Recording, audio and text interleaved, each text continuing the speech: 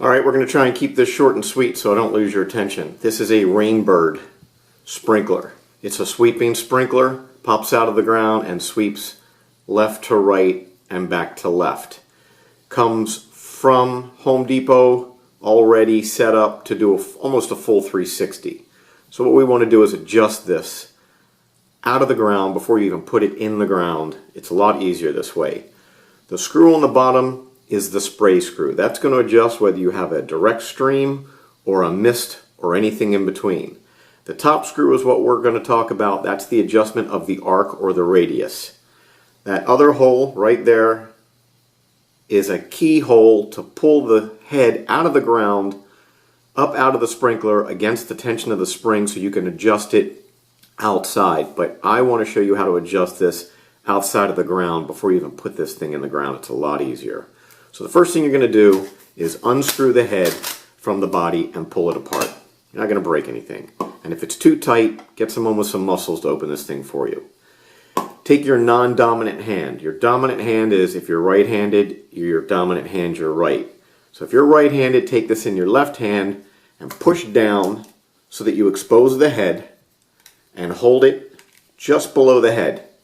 Keep that spring down so you have room to play with your dominant hand, your right hand, to play with this swing. And you can see how from lock to lock, click, click, click, click. It's swinging too far. So I want to adjust this gray screw towards the negative.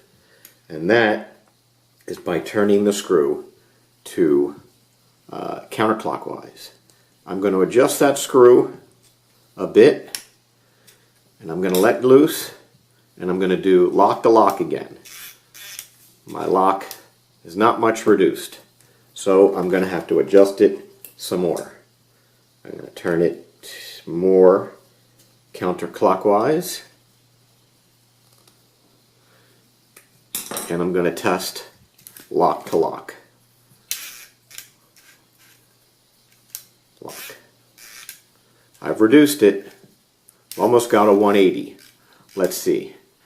There it is on the bottom, as far left as it will go. Now, just a little too far. So I still want to adjust it down. Put that screwdriver in there, turn it, now the whole head's going to turn for a moment. Turn it more to the negative. Let's try it again.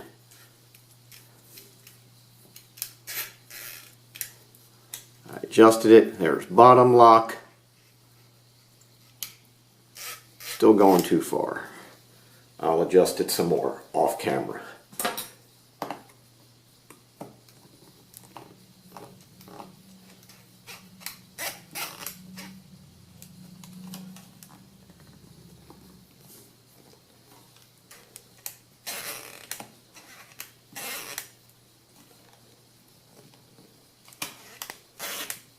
Now let's see how this behaves. So there I am at the bottom.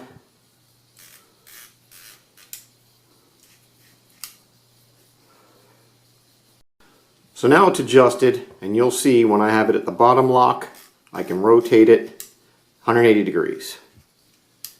Lock to lock, click to click, click, click. You're done. That's the adjustment of the sweep. 180 degrees. Slowly let it out. Now you got this back in your hand. Take the body, put the riser on the bottom for the appropriate size. Screw this thing in the ground as tight as you want to make it. Once you have this body screwed in the ground, turn on your sprinkler for a minute and blow this out in case you got dirt or grime in here. You do not want sand, you do not want dirt inside this mechanism. Blow it out. Turn your sprinkler off.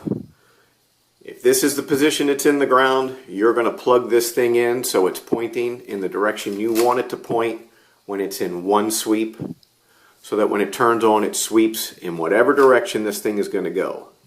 These teeth at the bottom will lock that in place, regardless that when you finally tighten this back on, the head may turn. Don't worry about that head turning. You already dialed it in and you positioned it to the far extreme of one sweep. Turn on your sprinkler and this will now sweep left to right if you inserted it back in the ground the proper way in the position you want it to behave.